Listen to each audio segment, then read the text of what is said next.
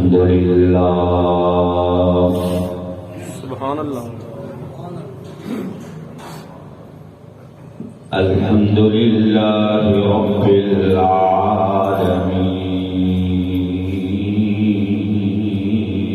العالمين سبحان اللہ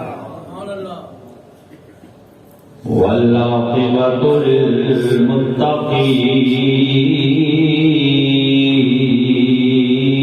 للمتقين سبحان اللہ والصلاة والسلام على سيد الأنبياء والمرسلين سبحان اللہ وأصحابه الهادين المهديين سبحان اللہ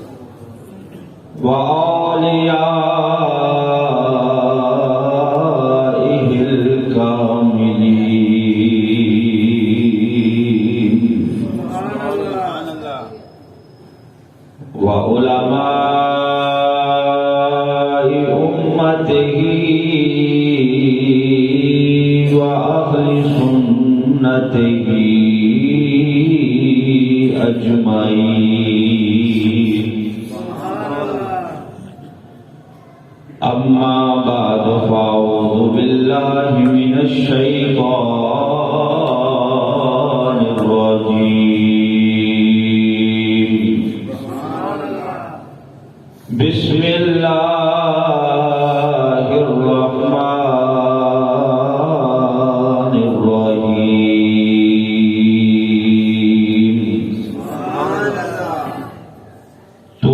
توبوا إلى الله جميعا أيها المؤمنون لعلكم تفلحون سبحان اللہ آمنت بالله صدق الله مولانا العظيم وصدق رسوله النبي الكريم الأمين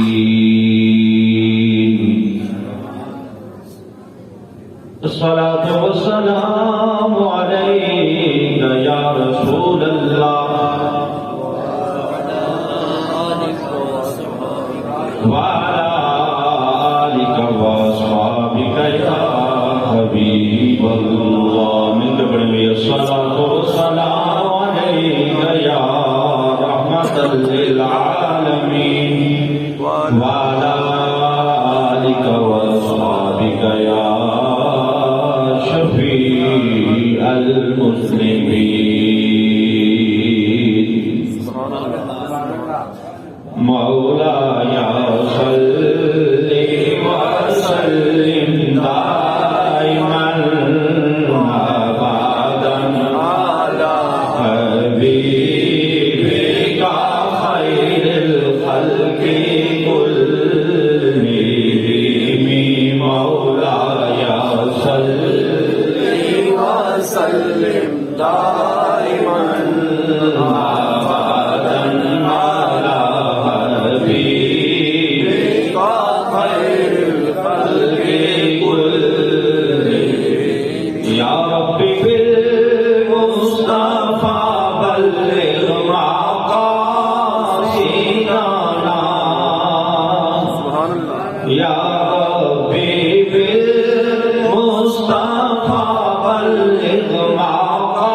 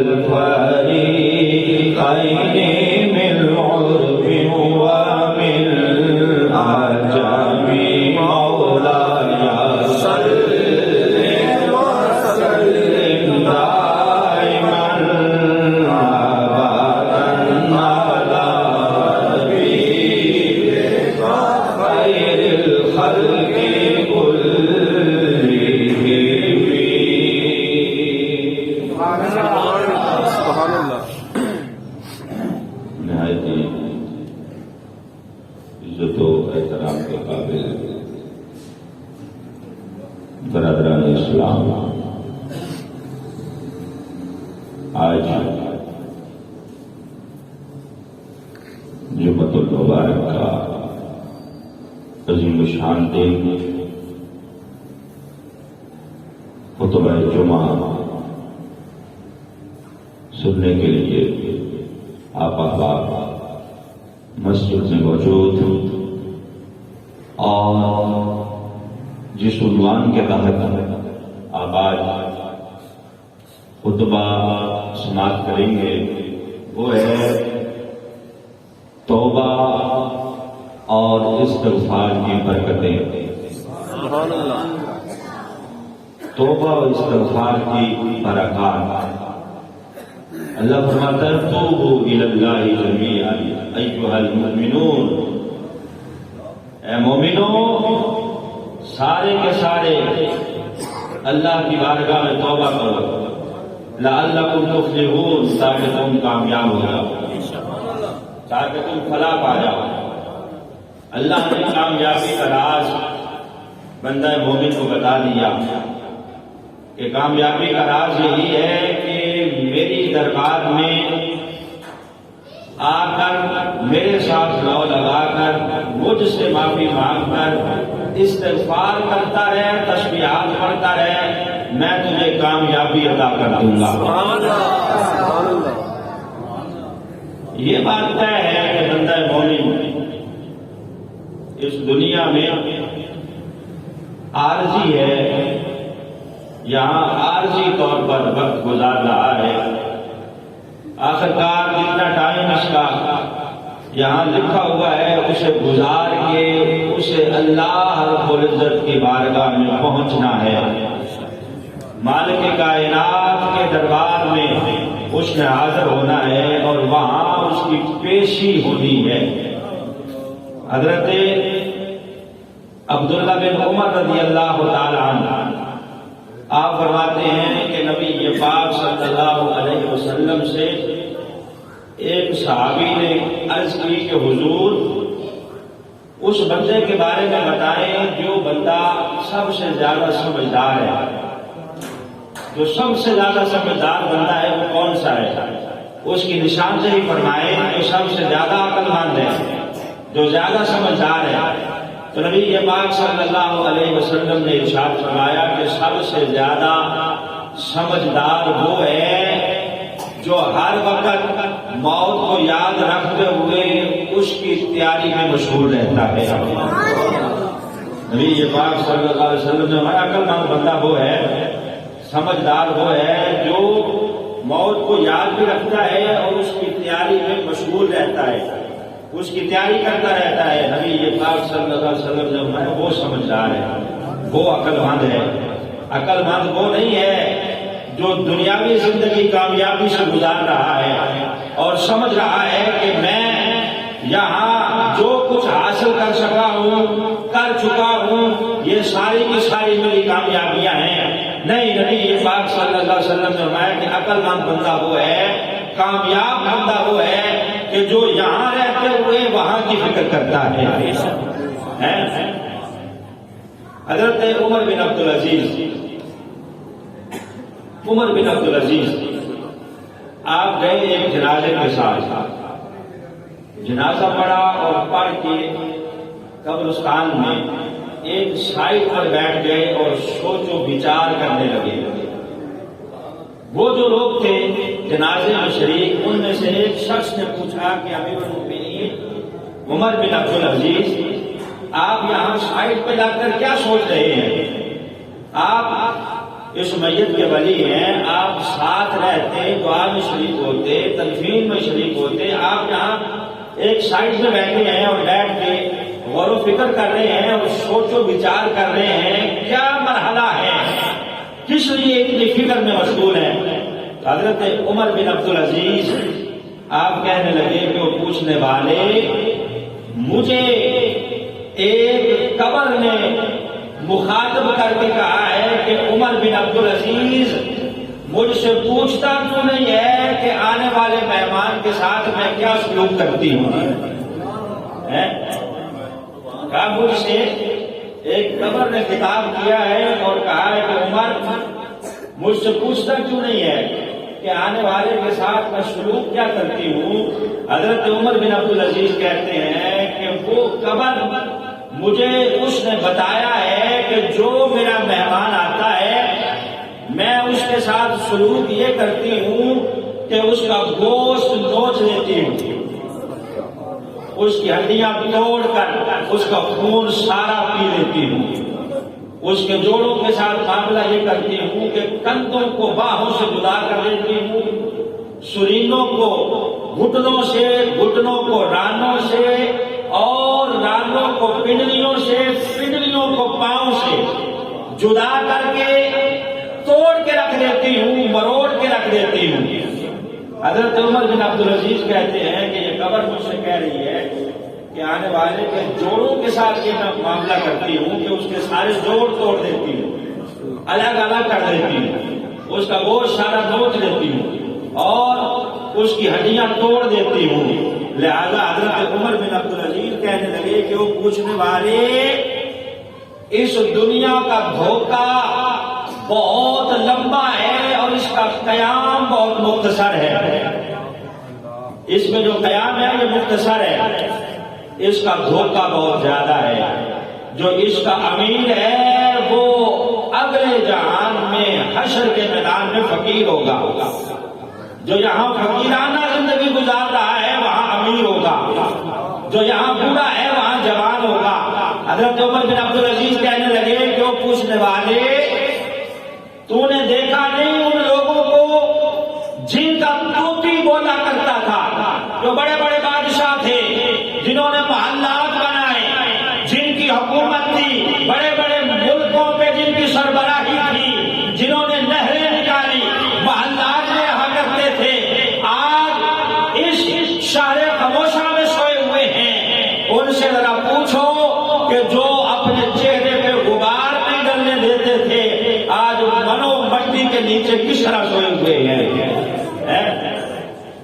حضرت عمر بن عبدالعزیز کہنے لگے کہ جو اپنے چہرے پہ غبار نہیں ڈلنے دیتے تھے اور نرم و گداز بستروں پہ آرام کرتے تھے، محلوں کے اندر بڑے بڑے کمروں میں اور بڑے بڑے خوبصورت آسائشوں میں جو زندگی گزارتے تھے، آج ان سے پوچھو کہ کیا ان کے مال نے انہیں کوئی نفع دیا ہے؟ ساتھ ہی آپ کہنے لگے کہ جو یہاں غریب سوئے ہوئے ہیں ان سے بھی پوچھو کہ ان کی غربت نے انہیں کوئی نقصان دیا ہے؟ فرمایا نہیں، یہاں سارے اکٹھے ہیں، اکٹھے اس شہر خاموشہ میں آرام کر رہے ہیں۔ حضرت عمر بن عبدالعزیز کہنے لگے کہ آج ہم کسی کی آنکھیں بند کر رہے ہیں، کل کوئی ہماری کر رہا ہوگا۔ میں آج ہم کسی کو گڑھے میں اتار رہے ہیں، کل کوئی ہمیں اتار رہا ہوگا۔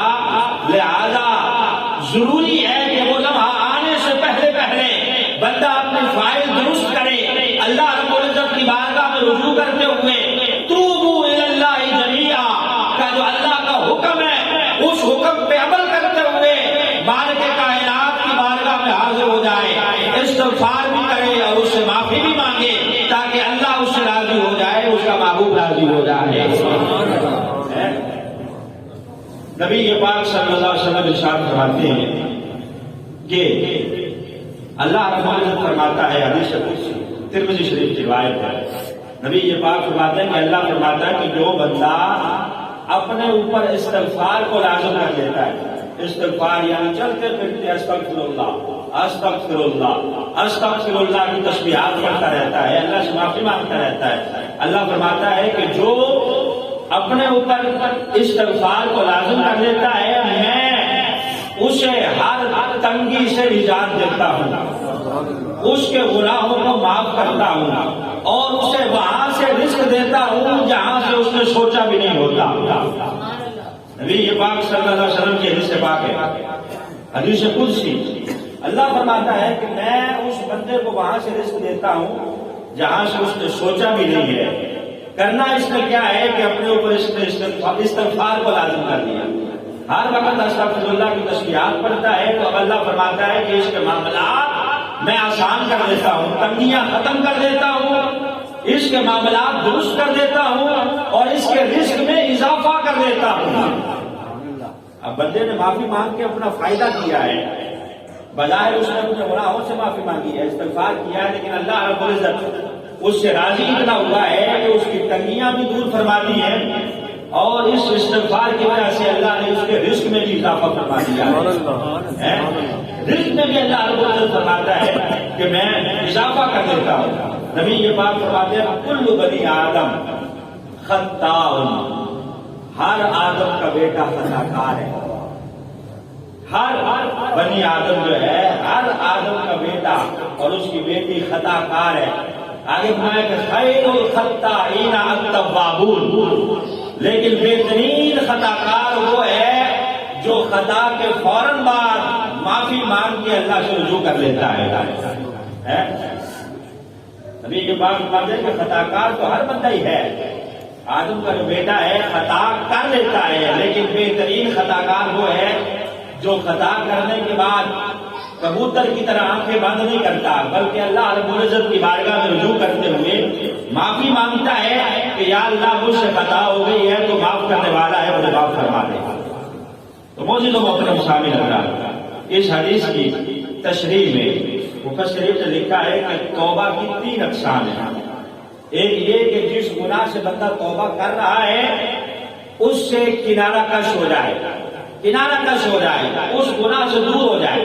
یہ نہیں کہ وہ کرتا بھی رہے گناہ اور ساتھ ساتھ توبہ بھی کرتا رہے، یہ نہیں ہے کہ دن کو پی لی رات کو توبہ کی، رند کے رند رہے اور ہاتھ سے جنت نہ گئی، جنت کا بھی سوال کرتا رہا اور وہ گناہ بھی کرتا رہا، توبہ بھی کرتا رہا، اپنا یہ توبہ نہیں ہے۔ پہلی شرط یہ ہے کہ بندہ اس سے کنارہ کش ہو جو گناہ وہ کر رہا ہے۔ دوسرا توبہ کی شرط یہ ہے کہ ان یندم علیہا، اس گناہ کے اوپر بندہ نادم ہو، شرمندہ ہو، شرمندہ ہو، اللہ رب العزت کی بارگاہ میں وہ رجوع کرتے ہوئے شرمندگی کے ساتھ اللہ سے رجوع کرے۔ صحابہ کرام سے مثالیں موجود ہیں۔ اللہ کا قرآن کہتا ہے کہ وَضَاقَتْ عَلَيْهِمُ الْأَرْضُ، صحابہ کرام رضوان اللہ علیہم اجمعین اگر انہیں ذرا سا بھی شبہ ہوتا کہ اللہ اس کا رسول ہم سے ناراض ہے، وَضَاقَتْ عَلَيْهِمُ الْأَرْضُ، تو وہ اپنے آپ کو محدود کر دیتے، زمین کو اپنے اوپر تنگ کر دیتے، زمین اپنی وسعتوں کے باوجود ان کے اوپر تنگ ہو جاتی تھی۔ وَضَاقَتْ عَلَيْهِمْ أَنفُسُهُمْ، اور وہ اپنی جانوں سے بھی بیزار ہو جاتے کہ ہم سے یہ خطا ہوئی ہے تو ہوئی کیوں ہے، اپنی جانوں سے بھی بیزار ہو جاتے، اپنے آپ کو ایک سائڈ پہ لگا لیتے۔ تو یہی توبہ کی دوسری قسم ہے کہ بندہ نادم پہ ہو، اور تیسرا مصمم اور پکا ارادہ کرے کہ آئندہ میں یا اللہ یہ گناہ نہیں کروں گا جو مجھ سے سرزد ہو گیا ہے۔ اگر یہ معاملہ ہے تو نبی پاک صلی اللہ علیہ وسلم فرماتے ہیں کہ اللہ رب العزت فرماتا ہے کہ بندہ گناہوں سے ساری زمین بھر دے، اس کے گناہ آسمان تک پہنچ جائیں۔ توجہ بھائی، نبی یہ بات فرماتے ہیں کہ اللہ فرماتا ہے کہ بندے نے ساری زمین گناہ کر کر کے گناہوں سے بھر دی ہے، آسمان تک اس کے گناہ پہنچ گئے ہیں، پھر بھی اللہ فرماتا ہے اگر مجھ سے معافی مانگے گا، توبہ کرے گا، شرک کے دل سے پلٹ آئے گا تو میں اسے گناہوں کی طرف نہیں دیکھوں گا، ذرا بھی پرواہ نہیں کروں گا، اس کی توبہ قبول کرتے ہوئے اس کے گناہوں کو معاف کر دوں گا۔ لیکن شرط کیا ہے کہ اس نے شرک نہ کیا ہو، اللہ کے ساتھ کسی کو شریک نہ ٹھہرایا ہو، اللہ کی جو صفات ہے وہ کسی اور میں نہ ڈھونڈتا رہا ہو، اللہ کو وحدہ لا شریک جان کے اگر ساری زمین گناہوں سے بھر کے اللہ فرماتا ہے آ گیا ہے، لیکن شرک کے دل سے پلٹ آیا ہے، اللہ فرماتا ہے اب میں اس کے گناہوں کو نہیں دیکھتا، بلکہ وہ جو آیا ہے اس کے دل کا اخلاص دیکھتے ہوئے میں اسے معافی کے پروانے عطا کرتے ہوئے اس کے لیے جنت کا اعلان کر دیتا ہوں۔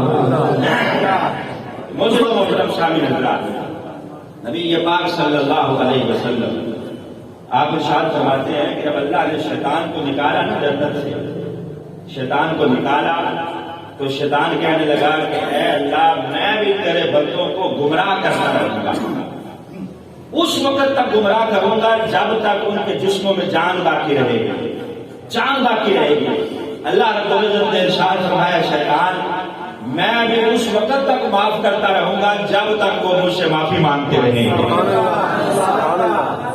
تو اپنا دل لگا دے، گمراہ کرتا رہے، اس وقت تک کرتا رہے گا جب تک جسموں میں جان ہے۔ میں بھی اس وقت تک معافیاں عطا کرتا رہوں گا جب تک وہ مجھ سے مانگتے رہیں گے۔ نبی یہ بات فرماتے ہیں کہ جب بندہ گناہ کرتا ہے نا، اس کے دل پہ ایک سیاہ نقطہ ڈل جاتا ہے، جیسے ہی معافی مانگتا ہے اللہ اس نقطے کو مٹا دیتا ہے۔ سبحان اللہ۔ لیکن اگر اس نے معافی نہیں مانگی، توبہ نہیں کی، تو وہ نقطہ بڑھتے بڑھتے پورے دل کو سیاہ کر دیتا ہے۔ اسی کو رین کہا جاتا ہے۔ قرآن کہتا ہے کلا بل ران علی قلوبہم ما کانوا یکسبون، کہ تمہاری کرتوتوں کی وجہ سے تمہارے دلوں کو سیاہی نے گھیر لیا ہے، اس کے اوپر رین پڑ گئی ہے۔ وہ رین کیا ہے؟ وہ گناہوں کی سیاہی ہے جو اس وقت دل کو ڈھانپتی ہے جب بندہ اللہ کی بارگاہ میں رجوع نہیں کرتا۔ اگر نہ اگر رجوع کر لیتا ہے تو نبی یہ بات فرماتے ہیں کہ ایک دروازہ اللہ نے مغرب کی طرف بنا رکھا ہے، وہ دروازہ اتنا ہے کہ 70 سال کی مسافت اس دروازے کی چوڑائی ہے۔ فرمایا اللہ اس دروازے کو اس وقت تک بند نہیں کرے گا جب تک سورج مغرب سے دور نہیں ہوتا۔ صحابہ نے پوچھا حضور وہ دروازہ کیا ہے؟ فرمایا وہی دروازہ توبہ کا دروازہ ہے۔ اسی دروازے کو توبہ کا دروازہ کہا جاتا ہے۔ اس وقت تک کھلا ہے جب تک سورج مغرب سے طلوع نہیں ہوتا، یعنی قیامت کے دن تک اللہ نے اس دروازے کو کھول رکھا ہے۔ جو بندہ اللہ رب العزت کی بارگاہ مشرق کے دل سے رجوع کرتا ہے، اللہ اس کی توبہ کو قبول کرتے ہوئے اسے معافی کے پروانے عطا فرماتا ہے۔ مجھے تو محترم سامعین حضرات، یہاں تک احادیث میں آتا ہے، نبی یہ پاک فرماتے ہیں کہ زیادہ لمبے لمبے گڑ گڑا کے اس نے آنسو نہیں بہائے، زیادہ لمبی لمبی اس نے معافیاں نہیں مانگی، فقط اتنا آنسو بہایا ہے جتنا مکھی کا سر ہوتا ہے۔ مکھی کے سر جتنا آنسو اس کی آنکھ سے ٹپکتا ہے اللہ کے خوف کی وجہ سے، اللہ کی بارگاہ میں رجوع کرتے ہوئے، فقط اتنا آنکھ سے ٹپک کر اس کی رخسار پہ بہ گیا ہے۔ اللہ اس ایک آنسو کی بھی قیمت وہ ڈالتا ہے کہ ایک آنسو کی وجہ سے اللہ گناہوں کو معاف فرما دیتا ہے۔ اسی لیے نبی پاک صلی اللہ علیہ وسلم فرماتے ہیں کہ اللہ کی بارگاہ میں رویا کرو، اگر نہیں تو کم از کم رونے جیسی شکل بنا کے اللہ کی بارگاہ میں رجوع کیا کرو۔ تو نبی پاک صلی اللہ علیہ وسلم فرماتے ہیں کہ اس ایک آنسو کی قیمت یہ پڑتی ہے کہ اللہ ایک کی وجہ سے گناہوں کی معافی کے پروانے عطا فرماتا ہے۔ مجھے تو محترم سامعین حضرات، حضرت انس سے حدیث پڑھتی ہے، آپ فرماتے ہیں کہ نبی پاک صلی اللہ علیہ وسلم نے ارشاد فرمایا کہ جو بندہ 3 مرتبہ اللہ سے ڈر کے دل میں جنت کا سوال کرتا ہے کہ یا اللہ مجھے جنت عطا فرما، جنت عطا فرما، جنت عطا فرما، نبی یہ بات فرمایا پھر جنت خود اللہ سے کہتی ہے یا اللہ اسے دے کیوں نہیں دیتا، اسے عطا کر دے۔ اور جو دل میں 3 مرتبہ کہتا ہے دوزخ کے حوالے سے کہ یا اللہ مجھے دوزخ سے پناہ عطا فرما، پناہ عطا فرما، پناہ عطا فرما، دوزخ خود کہتی ہے کہ یا اللہ اس کو پناہ عطا کر دے۔ بندہ جب رجوع کرتا ہے اللہ رب العزت کی بارگاہ کی طرف تو اللہ تو اعلان کر رہا ہے افلا یتوبون الی اللہ ویستغفرون، کہ اے لوگوں مجھ سے معافی کیوں نہیں مانگتے، میری طرف پلٹتے کیوں نہیں ہو؟ اللہ نے کھلی کچہری لگا رکھی ہے، عام اعلان کیا ہوا ہے کہ لوگوں آ جاؤ، افلا یتوبون، اللہ یہ گرا کر رہا ہے، شکوہ کر رہا ہے اپنے بندوں سے کہ بندوں میں تمہیں کہتا ہوں کہ پلٹ آؤ، پھر بھی آتے کیوں نہیں ہو؟ جبکہ اگر کوئی سیاستدان دنیاوی عہدہ رکھنے والا آدھے گھنٹے کے لیے یہاں کھلی کچہری لگائے تو ہم سب اپنے مسائل لے کے وہاں پہنچ جاتے ہیں، اگر 1% بھی وہاں مسئلہ حل ہونے کی امید نہیں ہے پھر بھی سارے پہنچ جائیں گے، جا کے اپنے مسائل بتائیں گے کہ میرا یہ مسئلہ ہے، میرا یہ مسئلہ ہے، کیونکہ اس نے کھلی کچہری لگا رکھی ہے۔ اب اللہ نے تو ہر وقت کھلی کچہری لگائی ہوئی ہے، افلا یتوبون الی اللہ ویستغفرون، اللہ فرماتا ہے میں نے تو ہر وقت دروازے کھول رکھے ہیں، کھلی کچہری لگائی ہوئی ہے۔ اللہ شکوہ کر رہا ہے اپنے بندوں سے، وہ رب کے گلا کر رہا ہے کہ بندو میں نے تمہیں نعمتیں عطا کی ہیں، میں نے تمہیں زندگی عطا کی ہے، میں نے تمہیں شان و شوکت عطا کی ہے، میں نے تمہیں سارے وسائل عطا کیے ہیں، افلا یتوبون، پھر بھی میرے پاس آتے کیوں نہیں ہو؟ آ کے مجھ سے معافی کیوں نہیں مانگتے ہیں؟ اللہ رب العزت کی بارگاہ میں جب بندہ جاتا ہے تو اللہ پھر معافی عطا فرماتا ہے. جب تک گناہ کر رہا ہے، گناہ گار ہے، تو اللہ نے گناہ گار کو ظالم نہیں کہا. گناہ گار کو ظالم نہیں کہا، حالانکہ گناہ کرنا ایک ظلم ہے. وَلَوْ أَنَّهُمْ ظَلَمُوا أَنفُسَهُمْ، قرآن کہتا ہے کہ تم اپنی جانوں پہ ظلم کر بیٹھو تو گناہ خود ایک ظلم ہے، لیکن گناہ گار کو اللہ نے ظالم نہیں کہا. ظالم کب کہا؟ کب کہا؟ وَمَن لَّمْ يَتُبْ فَأُولَٰئِكَ هُمُ الظَّالِمُونَ. اللہ فرماتا ہے بندہ ظالم تب بنتا ہے جب گناہوں کے بعد توبہ نہیں کرتا. وَمَن لَّمْ يَتُبْ فَأُولَٰئِكَ هُمُ الظَّالِمُونَ. اللہ فرماتا ہے تب بندہ ظالم بنتا ہے جب گناہوں سے توبہ نہیں کرتا، اور جب توبہ کرتا ہے تو میں التائب من الذنب کمن لا ذنب لہ، گناہوں سے توبہ کرنے والا اس طرح پاک ہو جاتا ہے گویا اس نے گناہ کیے ہی نہیں ہے. اولئک یبدل اللہ سیئاتہم حسنات، بلکہ قرآن نے تو یہ اعلان کر دیا کہ اولئک یبدل اللہ سیئاتہم حسنات. اللہ بندے کے گناہوں کو نیکیوں میں بدل دیتا ہے. کب بدل دیتا ہے؟ جب اللہ سے رجوع کرتا ہے. پہلے بڑے بڑے گناہ تھے، اب وہ بڑی بڑی نیکیاں بن گئی ہیں. فَأُولَٰئِكَ يُبَدِّلُ اللَّهُ سَيِّئَاتِهِمْ حَسَنَاتٍ، اللہ نے اس کے گناہوں کو نیکیوں میں بدل دیا ہے. اب ضروری نہیں ہے کہ بندہ گناہ کرے تو تب اللہ کی بارگاہ میں استغفار کرے، توبہ کرے. نہیں، جب مکہ فتح ہوا تو اللہ رب العزت نے اپنے محبوب کو کیا ارشاد فرمایا؟ اذا جاء نصر اللہ والفتح ورأیت الناس یدخلون فی دین اللہ افواجا، کہ جب اللہ کی مدد پہنچی تو مکہ فتح ہو گیا. ورأیت الناس یدخلون فی دین اللہ افواجا، میں اب تم دیکھو گے کہ لوگ فوج در فوج دائرہ اسلام میں داخل ہوں گے. آگے کیا فرمایا؟ فَسَبِّحْ بِحَمْدِ رَبِّهِمْ وَاسْتَغْفِرْ اذا جاء نصر اللہ والفتح ورأیت الناس يدخلون فی دین اللہ افواجا فَسَبِّحْ بِحَمْدِ رَبِّكَ وَاسْتَغْفِرْ إِنَّهُ كَانَ تَوَّابًا. کہا محبوب اب حکم یہ ہے کہ میری تسبیح بیان کرو اور استغفار کرو. حالانکہ مکہ فتح ہو گیا تھا، نبی کے بعد کے اوپر گناہ کوئی نہیں. سرکار دو عالم صلی اللہ علیہ وسلم امام الانبیاء ہے، یعنی خوشی کی خبر جب ملی ہے تو اللہ فرماتا ہے کہ اب اس خوشی کا اظہار بھی اس طرح کرو کہ میری بارگاہ میں تسبیحات پڑھو، حمد کرو، اور واستغفر، میری بارگاہ میں رجوع کرتے ہوئے استغفار کرو. ایسا کرو کہ تو میں نعمتوں میں اضافہ کر دوں گا. اللہ نعمتوں میں اضافہ فرماتا ہے جب بندہ شکر ادا کرتا ہے. کس طرح اضافہ فرماتا ہے؟ نوح علیہ السلام کی قوم میں جب قحط سالی ہو گئی تو قوم آ گئی حضرت نوح کے پاس کہ قحط سالی ہے، نہ پینے کو پانی ہے، نہ کھانے کو اناج ہے، کیا کیا جائے؟ حضرت نوح علیہ السلام نے کیا فرمایا؟ وَاسْتَغْفِرُوا رَبَّكُمْ إِنَّهُ كَانَ غَفَّارًا. قوم آئی تھی قحط سالی کی شکایت مل جائے کہ پانی نہیں ہے، کیا کیا جائے؟ یہ نہیں کہا کہ ٹیوب ویل لگا لو، بور کر لو، پانی زمین سے نکال لو، یا یہ اہتمام کر لو غذا کے لیے، پانی کے لیے. بلکہ وَاسْتَغْفِرُوا رَبَّكُمْ، اپنے رب سے استغفار کرو، اللہ معافیاں عطا فرما دے گا. وَاسْتَغْفِرُوا رَبَّكُمْ إِنَّهُ كَانَ غَفَّارًا. آگے وَيُرْسِلِ السَّمَاءَ عَلَيْكُمْ مِدْرَارًا وَيُمْدِدْكُمْ بِأَمْوَالٍ وَبَنِينَ وَيَجْعَلْ لَكُمْ جَنَّاتٍ وَيَجْعَلْ لَكُمْ أَنْهَارًا، کہ جب تم اللہ کی بارگاہ میں رجوع کرو گے وَيُمْدِدْكُمْ، تو اللہ تمہارے اوپر رحمتوں کی بارش نازل فرمائے گا.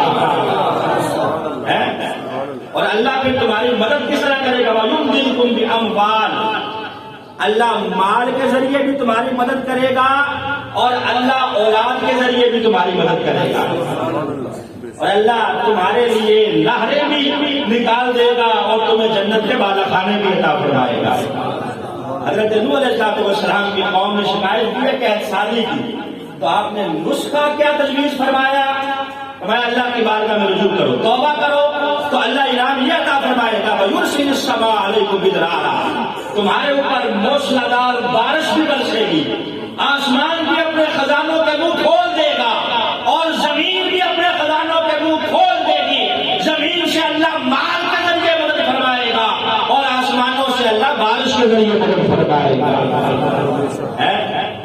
حضرت نوح علیہ السلام کی قوم آئی تھی شکایت لے کے کہ صادق نے، لیکن فرمایا کیا کہ یہ معاملہ کرو اللہ رب العزت تمہارے لیے آسانیاں پیدا فرمائے گا. حضرت امام حسن رضی اللہ تعالیٰ عنہ، سب کو رضی اللہ، آپ تشریف فرما ہے، ساتھ حضرت امیر معاویہ بھی بیٹھے ہیں.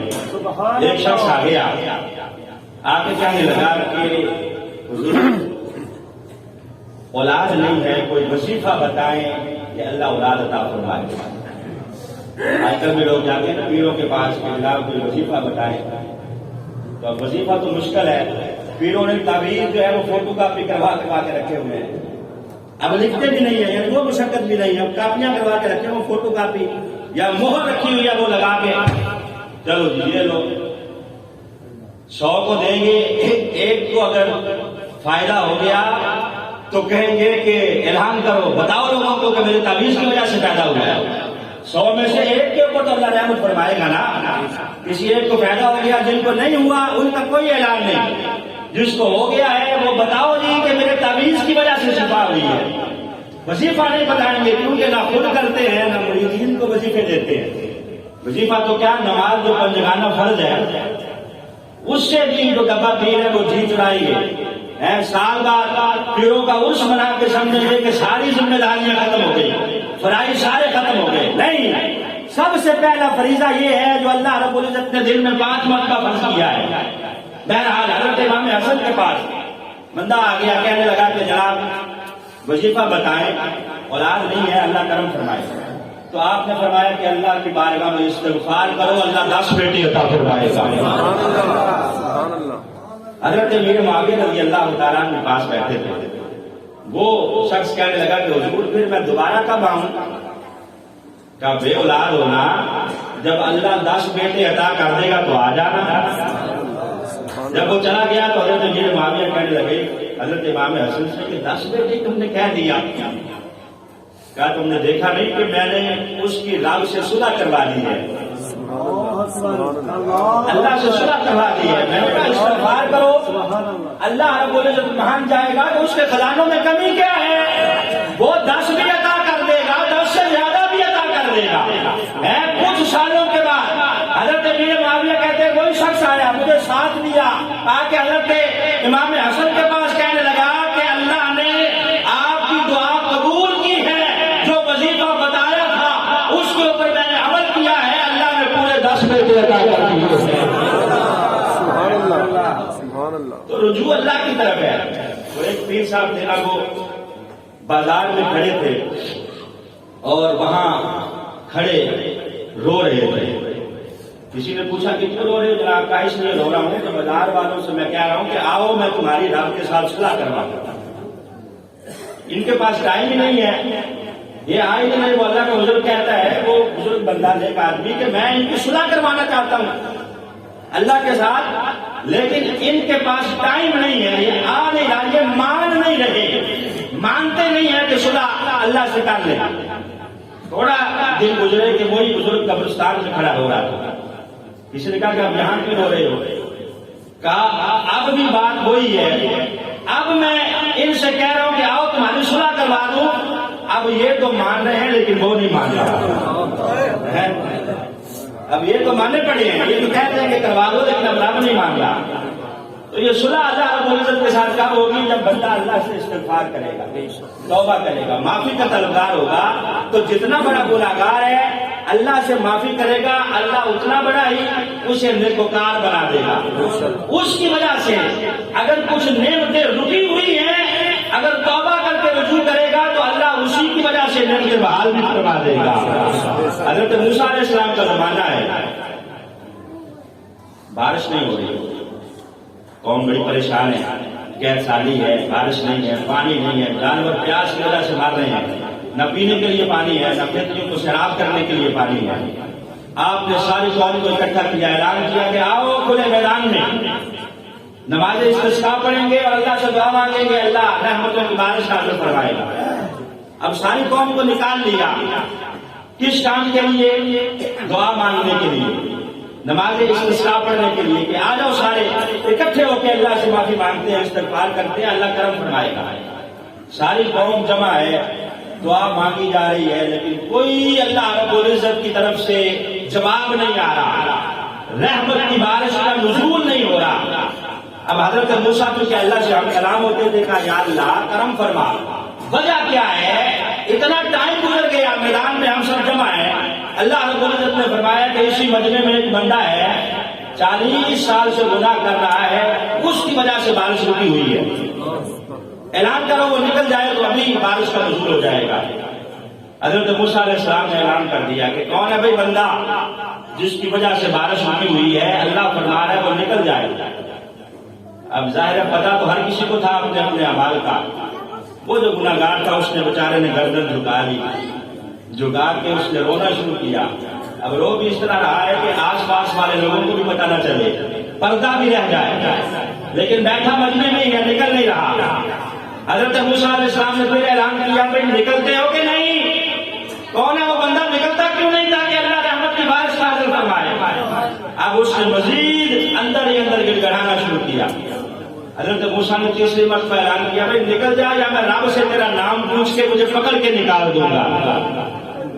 جب حضرت موسیٰ نے یہ کہا تو اب اس کا حال یہ تھا کہ دل ہی دل میں اللہ کی طرف رجوع کیا کہ یا اللہ بھرے مجمع میں رسوا نہ کرنا، یا اللہ پردہ رکھ لینا، مولا معافی مانگ رہا ہوں، تیری طرف رجوع کر رہا ہوں، یا اللہ کہیں آج پردے چاک نہ کر دینا، یا اللہ تو ستار ہے، غفار ہے، پردے ڈالنے والا ہے۔ میں سن کے دل سے توبہ کرتے ہوئے 40 سال کے گناہوں کی معافی مانگتے ہوئے تیری طرف رجوع کر رہا ہوں، مولا آج بچا لے، آج کے بعد گناہ نہیں کروں گا۔ یا اللہ آج پردہ رکھ لے بس۔ ابھی اس نے اللہ کی طرف رجوع ہی کیا تھا کہ اللہ نے بارش کا نزول فرما دیا۔ سبحان اللہ، سبحان اللہ۔ رحمت کی برسات جو برسنے لگی، کتب کے اندر آتا ہے لوگ بارش میں بھیگتے ہوئے اپنے گھروں کی طرف پلٹ گئے۔ حضرت موسیٰ علیہ السلام پھر رب سے ہم کلام ہوئے کہ یا اللہ نکلا تو بندہ کوئی بھی نہیں، تو نے کہا تھا کہ نکلے گا تو بارش ہوگی، نکلا تو کوئی نہیں، تو نے تو پھر بارش نازل فرما دی ہے۔ اللہ نے کہا موسیٰ اب میری اس کے ساتھ صلح ہو گئی ہے، سبحان اللہ، میں اس نے میرے ساتھ صلح کر لی ہے۔ کہا کس طرح؟ کہا اس نے یہاں کھڑے کھڑے معافی مانگی ہے، میں نے 40 سال سے گناہ معاف کر دیے۔ سبحان اللہ۔ یا اللہ چل بتا تو صحیح ہے کون؟ اللہ فرماتا ہے کہ موسیٰ جب گناہ گار تھا میں نے تب پردہ چاک نہیں کیا، اب تو وہ میرا محبوب بن گیا ہے۔